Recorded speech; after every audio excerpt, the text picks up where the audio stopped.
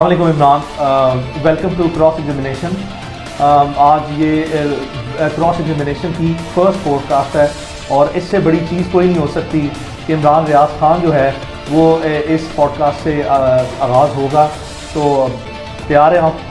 Thank you very much, बहुत शुक्रिया अली, और मेरी तरफ से गुड लक आपको बहुत बहुत। और थोड़ा अगर कोई प्रॉब्लम रह जाए बोलने में तो उसके लिए मैं पहले माजरत पाऊँ।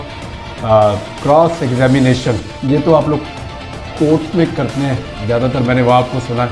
तैयारी पकड़े आप, अब यहाँ नहीं होगा, यहाँ होगा। तो इमरान कुछ पर्सनल किस्म के क्वेश्चन होंगे, ये इम्पोर्टेंट है। लाखों नहीं बल्कि करोड़ों लोग जो हैं वो जानना चाहते हैं कितना मुश्किल था। बहुत ज़्यादा हम जानते हैं, पहचानते हैं, बट लोग लाजमी तौर पर ये जानना चाहेंगे कितना मुश्किल था। डिफरेंट उसमें है, यानी उसको आप अगर अलग अलग एंगल से देख सकते हैं। ये आसान तो नहीं होता जिन हालात से आप गुजरते हैं, और तकलीफ़ ज़्यादा तब होती है जब कोई अपना मारता है, ज़्यादा दर्द होता है। ये मैंने वैसे एक्सपीरियंस किया है इसको। यानी कोई बाहर वाला मारे तो वो आपको फील नहीं होता। ये चीज़ मुझे शायद ज़्यादा फील हो रही थी कि यार मैं कोई इस मुल्क का गद्दार तो नहीं हूँ, मैंने कोई इस मुल्क के राज तो नहीं चुराए हुए, मैं कोई किसी दुश्मन मुल्क के साथ तो नहीं मिला हुआ, या मैं कोई ऐसी बात तो नहीं कर रहा कि जो मेरे मुल्क की नज़रियात के ख़िलाफ़ है।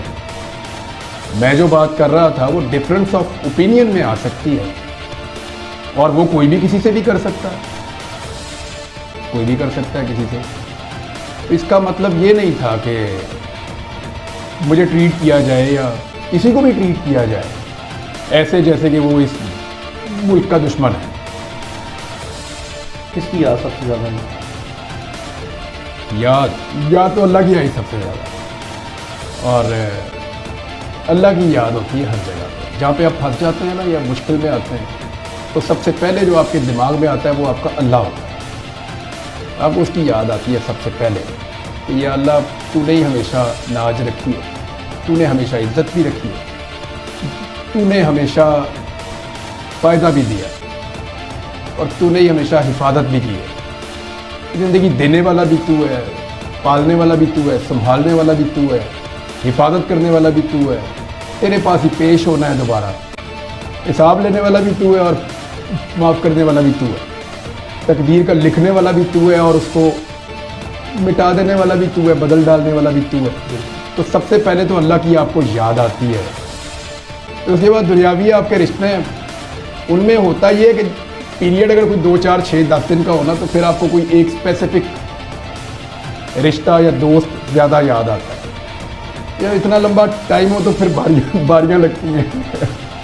कोई दिन ऐसे होते हैं जिसमें माँ की याद आती है ज़्यादा, कोई ऐसे होते हैं जिसमें बाप बहुत याद आता है। मुझे अपने वालिद का पता है, और वो चीज़ मुझे तकलीफ़ देती थी। मैं जानता था कि मेरा बाप घर नहीं बैठे जब तक मैं मिल नहीं जाऊंगा, जिंदा या मुर्दा,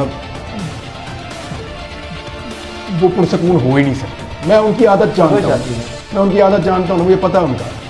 मुझे पता था कि वो सांस नहीं लेंगे जब तक, चैन से नहीं बैठेंगे जब तक कि मुझे ढूंढ नहीं लेंगे किसी भी हालत में। सुबह 4 बजे, सुबह 6 बजे, रात 12 बजे, दिन 3 बजे, 24 घंटे में कोई ऐसी घड़ी नहीं है। मैं हकीकत में बहुत सी चीज़ों का एनी साइड गवाह हूँ, और मैं बल्कि इसी बात की गवाही भी जो है वो देने के लिए तैयार हूँ कि ये बात ऑफिस से इस चीज़ की मुझे ऐसा हुआ, इसकी मुझे तकलीफ़ होती थी। मुझे उनकी आदत का पता था अपने वालिद की। दूसरा, उनके पाँव पे चोट लगी हुई थी जब मैं मिसिंग हो गया। वो जो पाँव पे चोट लगी थी उसकी वजह से वो उम्रे पे नहीं जा पाए थे, और चंद दिन पहले उन्होंने मुझे कहा था कि वो थोड़े रंजीदा थे, तो उन्होंने मुझे बुलाया। उन्होंने कहा देखो मैंने उम्रे पे जाना था, और वो वीज़ाज़ वगैरह भी मौजूद थे, उनके टिकट्स का मैं करवा रहा था, तो उनको चोट लगी, एक काफ़ी वजनी चीज़ उनके पाँव पे गिरी, वो फ्रैक्चर हो गया। तो वो रंजीदा थे कि मेरा बुलावा था नहीं था, वो ये सोचते हैं ना फिर इस तरह से। तो मैंने कहा क्यों नहीं, अल्लाह आपको बुलाएगा। पहले उसने इतनी दफ़ा आपको बुलाया घर अपने, तो वो फिर अबू जी आपको बुलाएगा, तो आप रंजीदा ना हो। तो ज़ख्मी हालत में मैं उनको छोड़ गया था। मुझे ये था कि वो ज़ख्मी भी हैं और मैं मिसिंग हूँ, तो वो बहुत परेशान हो गए। और फिर वो मुझे ये भी पता था कि वो घर नहीं बैठने वाले हैं।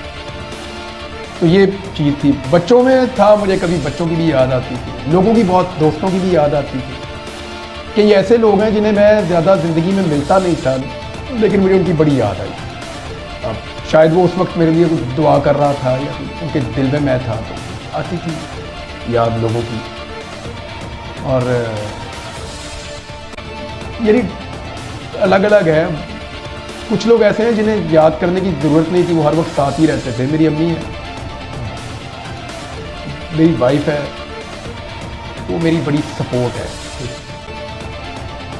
और मेरी माँ ने यानी मुझे हमेशा बड़ा हौसला दिया, मेरी अम्मी ने। और मुझे हमेशा उन्होंने कहा कि बहुत अजीब और बुरे वक्त भी हमने देखे हैं ज़िंदगी में, मैंने कभी जिक्र नहीं किया। तो उस वक्त मुझे मेरी अम्मी सपोर्ट करती थी हमेशा कि बेटा निकल जाएगा ये वक्त भी, तुम आगे बढ़ो। तो उनका तो एक, जो मैं आज हूँ उसके अंदर उनका पूरा एक रोल है। लेकिन मैं नॉर्मली, आप एक बीवी से इतना एक्सपेक्ट नहीं कर सकते जितना मेरी वाइफ को करना पड़ा।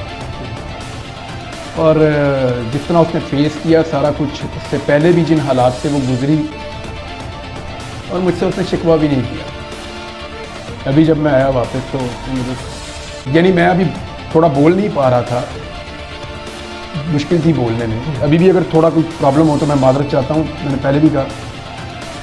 तो उसने मुझे एक दिन भी रियलाइज़ ही नहीं होने दिया कि आप स्टैमर कर रहे हैं या बोल नहीं पा रहे हो। कभी बातों में भी उसने मेरे दिमाग में ये बात नहीं आने दी कि मैं स्टैमर कर रहा हूँ। सबसे ज़्यादा बात मैं उसी से कर रहा होता हूँ घर में।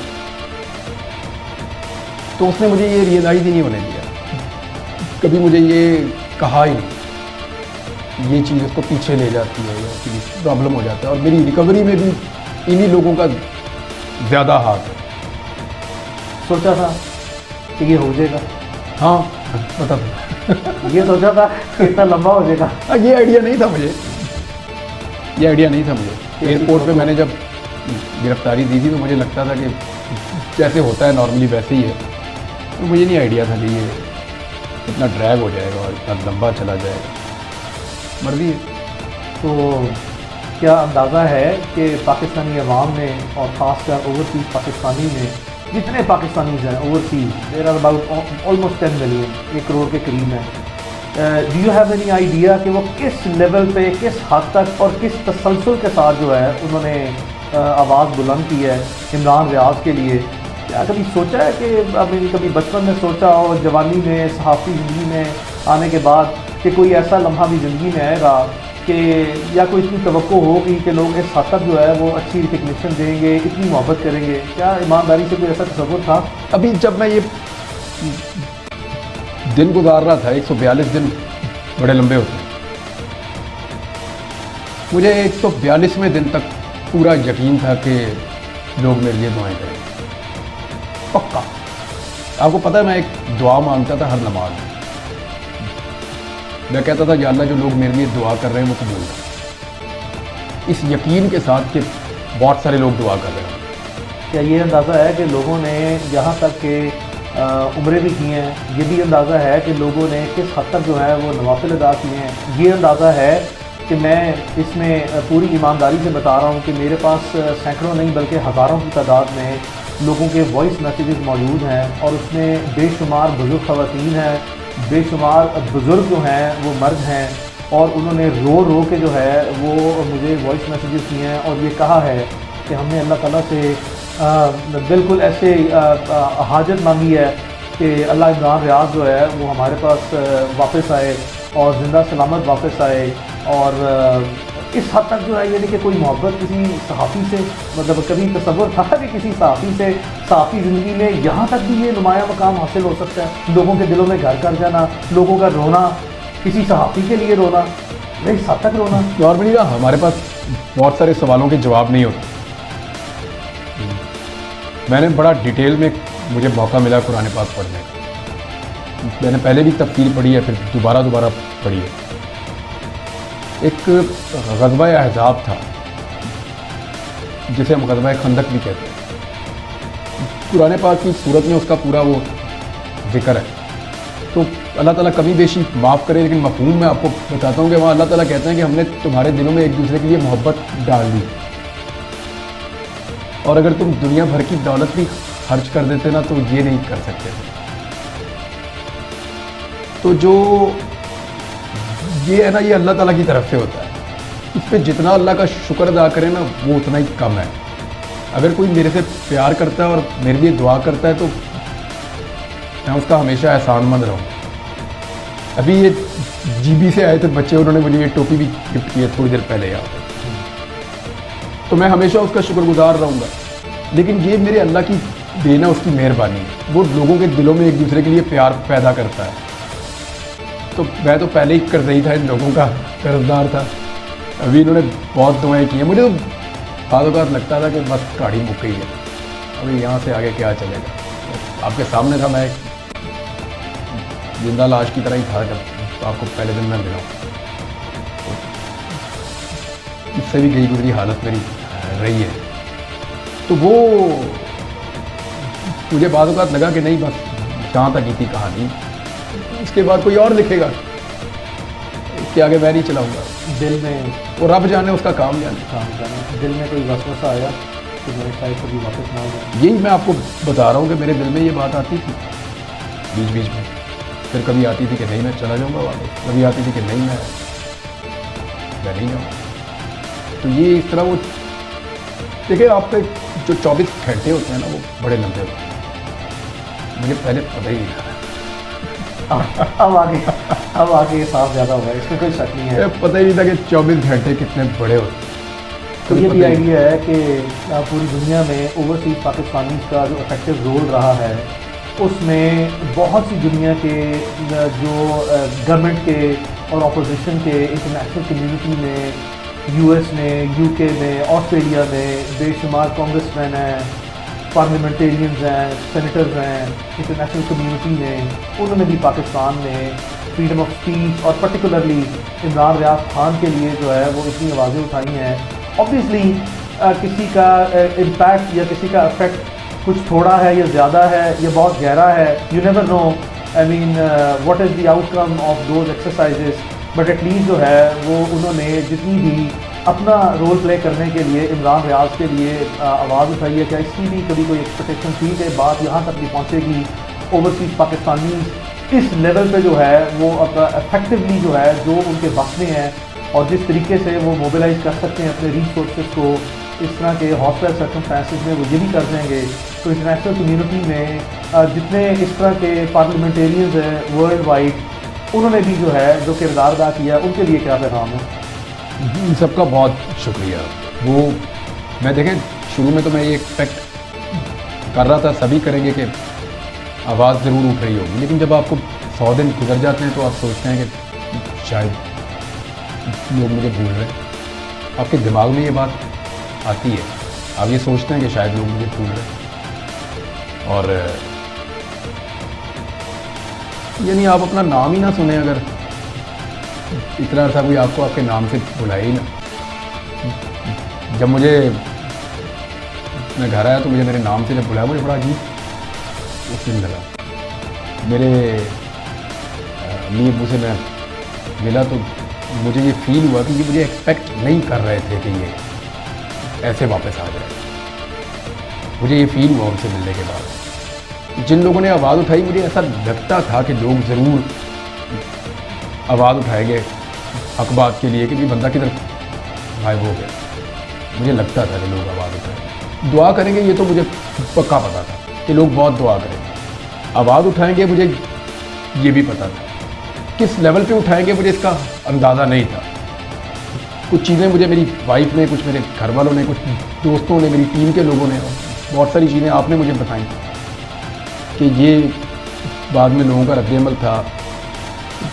जिन लोगों ने भी इसके लिए आवाज़ उठाई, मैं उन सबका बहुत शुक्रगुजार रहूँगा। तो जो पाकिस्तान के लीड एंकर पर्सन हैं, जिनसे सख्त नज़रियाती इख्तलाफ रहा है भी और रहेगा भी, उनमें बहुत से ऐसे नाम हैं जो मैंने बज़ाते खुद मुशाहिदा किया। throughout this entire period of यानी इसका 140 कोई days. जस्टिफाई इसको कर ही नहीं सकता कोई भी हो। यानी जब उतीउल्लाह जान को उठा के हाइप किया गया तो मैंने शोर मचा दिया था उस वक्त, मेरा सख्त I remember उनसे that. इख्तलाफ है सब। अबसार आलम को जब गोली लगी तो मैंने उस पर रोला डाल दिया था कि नहीं ये कैसे हो सकता कि इस्लामाबाद के पोश एरिया में एक बंदे को गोली मार के चले गए, अगर पकड़ नहीं सकते तो फिर अपने ऊपर लो ये ब्लेम। इस मौके की मुझे कीमत चुकानी पड़ी उस वक्त। जिसको घर में मारा एक बच्चे को, उसको बड़ी ज्यादती की, उसके ऊपर मैंने आवाज़ उठाई। तो बात यह है कि इन चीज़ों को जस्टिफाई नहीं किया जा सकता। कोई सहाफ़ी अपने शदीद इख्तलाफ के बावजूद ये बात कभी नहीं मानेगा और ये बात कभी नहीं कहेगा कि गैर कानूनी तरीके से या गैर आईनी हथकंडों से या लॉलेसनेस हो और किसी के साथ ये किया जाए, किसी को कत्ल कर दिया जाए, किसी को गायब कर दिया जाए, किसी को टॉर्चर किया जाए, किसी को मार दिया जाए गोलियां, ये तो जस्टिफाइएबल हाँ, नहीं, ये लेकिन दुरुस्त उन है। तमाम हाँ। दोस्तों का जिन लोगों ने आवाज़ उठाई उन सबका बहुत शुक्रिया, उन सबका जिन्होंने नहीं उठाई उनका भी बहुत हाँ नहीं, एक शुक्रिया। बड़ी लंबी तादाद है। मैं लाजमी तौर पर जिक्र करना चाहूँगा जो नहीं बोले होंगे, जो बोले उनका बहुत मुझे शुक्रिया। याद है अपना मुझे फ़ोन आए इन सबके, फोन मुझे आया। अहमद मीर साहब का फ़ोन आया, बिल्कुल जी, हाँ। मुझे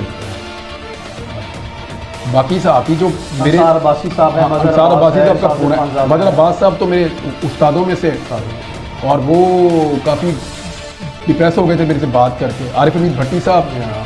हैं, वो बड़े सीनियर जर्नलिस्ट आसमा हैं, शराजी साहब हाँ हैं। उन्होंने हैं, और काशिफ अब्बासी साहब हैं, वो हैं, एक लंबी तादाद है। इमरान महर बुखारी साहब महर बुखारी साहब हैं, और- और बड़ी लंबी तादाद है। मंसूर अली खान है, अमीर इकरार वो मुझे हसन मिलने है, भी- मिलने भी आए हैं। इकरार हसन है, ये सारे हैं, बहुत सारे लोग हैं, बल्कि there is a very long list वो ऑफ मुझे- पीपल। हाँ, मीर जहांगीर है, मतलब I remember all of those people के बड़े बड़े अरे क्रूशियल टाइम पे कोई चॉइस नहीं है ना, इसको जस्टिफाई कोई कर ही नहीं सकता, कोई कर सकता है पूरी दुनिया में। Absolutely not. So, I mean, how can such actions फिर- be justified? ये नहीं हो सकता। इमरान ये पता है कि अपना उस वक्त क्योंकि निगरान गवर्नमेंट का टाइम चल रहा है, और उससे पहले भी जो है वो डिफरेंट टाइम्स था गवर्नमेंट का, तो फेडरल गवर्नमेंट में बेशुमार ऐसे सियासतदान गुजरे हैं जिनकी मैंने स्टेटमेंट्स देखी हैं, आपकी नज़र से आने के बाद गुजरी नहीं गुजरी, लेकिन मैं चंद एक को जो है वो लाजमी तौर पर कोट करना चाहूँगा। आई मीन उस वक्त के जो फेडरल इंटीरियर मिनिस्टर हैं, उसके बाद जितनी भी ये इनकमेंट गवर्नमेंट जो इस वक्त केयर टेकर गवर्नमेंट है, इसके जितने जिम्मेदारान हैं, कुछ ऐसी एक सियासी जमात भी है जिसके जिम्मेदारान जो है साबिक वज़ीर आज़म भी रहे हैं, साबिक वज़ीर दाखिला भी रहे हैं, बड़े बड़े ऐसे लोग हैं। किसी ने कहा कि मैं तो इमरान रियाज को जानता ही नहीं हूँ, जबकि आपके इंटरव्यू जो है वो उनके साथ थे। फिर कुछ ऐसे हैं जो कहें वज़ीर दाखिला कि जी हमें तो पता ही नहीं है कि ये कहाँ के हैं। क्या ये वज़ीर दाखिला, वज़ीर कानून, पाकिस्तान के साबिक वज़ीर आज़म, इनको इस तरह की बातें जो है वो जेब देती हैं? अच्छा, मुझे ना हैरत नहीं हुई बाकियों की, मुझे राणा सनाउल्लाह साहब की हैरत हुई। राणा साहब जब गलत केस में फंस गए तो मैंने बहुत शोर मचा दिया। उस वक्त की गवर्नमेंट ने और स्टैब्लिशमेंट ने मेरे पे बहुत दबाव डाला। उन्होंने कहा जी आपका पॉइंट ऑफ व्यू इस पॉलिटिकल पार्टी से क्लैश कर जाता है, तो आप क्यों। मैंने कहा जी यहाँ राणा सनाउल्लाह ठीक है, ये केस गलत बनाया, गलत केस। तो मैंने आवाज़ उठाई, राणा साहब आए थे शुक्रिया अदा करने, आपको याद है? जी याद है, I remember। राणा साहब घर आए थे, शुक्रिया अदा किया था उन्होंने कि यार मैं, आपने मेरे लिए बहुत आवाज़ उठाई तो मैं थैंक्स खुद आके करना चाहता था। मैं आई वाज एक्सपेक्टिंग कि राणा सनाउल्लाह अगर कुछ ना भी कर सके तो कम से कम कीचड़ नहीं उछाले। चले, हर एक का अपना अपना ज़र्फ है। उन्होंने जो बोला मेरे बारे में, जो कहा मुझे, जब क्योंकि मैंने वापस आके ना अपनी टीम से सिर्फ एक आदमी का पूछा था, मैंने कहा भाई राणा सनाउल्लाह का बताओ, क्योंकि उसने बहुत बड़ा दावा किया था मेरे ड्राइंग रूम में एक दिन बैठ के, जब वो बहुत मुश्किल वक्त में था, मैंने उनके लिए आवाज़ उठाई, तो बहुत बड़ा दावा था। तो मैंने कहा मुझे सिर्फ राणा सनाउल्लाह का बताओ और किसी का नहीं। उन्होंने कहा जी उसने ना सिर्फ आपके बारे में लाइल्मी रखी बल्कि आपके खिलाफ प्रोपेगेंडे का हिस्सा बना। वो जुमले मैं नहीं दोहराना चाहता। मुझे सिर्फ एक आदमी ने मायूस किया ज़्यादा पॉलिटिकल लोगों में से, बाकी मुझे आइडिया था किसने क्या करना है, किसने क्या करना है। तो वो तो राणा सनाउल्लाह ने, लेकिन वो फिर राणा सनाउल्लाह ने मेरी टीम से रब्ता किया, अभी थोड़ा सा पहले रब्ता हुआ, तो उन्होंने कहा कि वो उनके पॉलिटिकल स्टेटमेंट है तो उन पर कुछ बुरा ना मनाया जाए, तो उस पर वो थोड़े उनको नदामत थी उस पर। नहीं आई मीन चाहे चले कोई पॉलिटिशियन, लेकिन अब बहुत से लोगों की लिमिटेशन हर कोई इतना वो नहीं बर्दाश्त कर सकता।